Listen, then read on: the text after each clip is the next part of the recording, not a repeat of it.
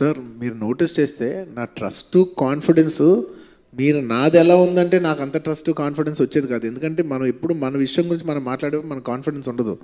పక్కోళ్ళ విషయం గురించి మాట్లాడేప్పుడు మాత్రం నాకు కాన్ఫిడెన్స్ వస్తుంది. ఎందుకంటే అది నా విషయం కాదు కదా, నాకు ఫుల్ బలం వస్తుంది. ఎందుకంటే అందులో నేను సెల్ఫ్లెస్గా ఉన్నా. సో నాకేం ఎజెండా లేదు అందులో.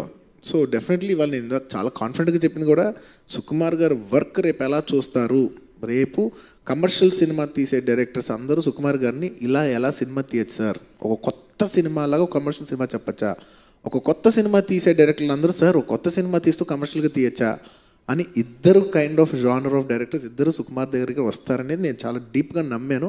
నిజంగా రేపు అది అవుద్దని నేను చాలా డీప్గా నమ్ముతున్నాను. Thank you. నమ్మకం నా మీద. అదే కాంప్లిమెంటరీ అంటే తను చెప్పాడని చెప్పడం కాదని తను కాంప్లిమెంటరీ చెప్పొచ్చు. బట్ ఐ వాంట్ టు నేను తన గురించి చెప్పాలనుకోవట్లా. బికాజ్ ఇది ఇప్పుడు చెప్తే మీ ఎక్స్పీరియన్స్ అనేది మీ ఇన్ఫ్లుయెన్స్ చేయకూడదు. జస్ట్ మీరు ప్యూర్గా వెళ్ళి తను ఎక్స్పీరియన్స్ చేయాలని.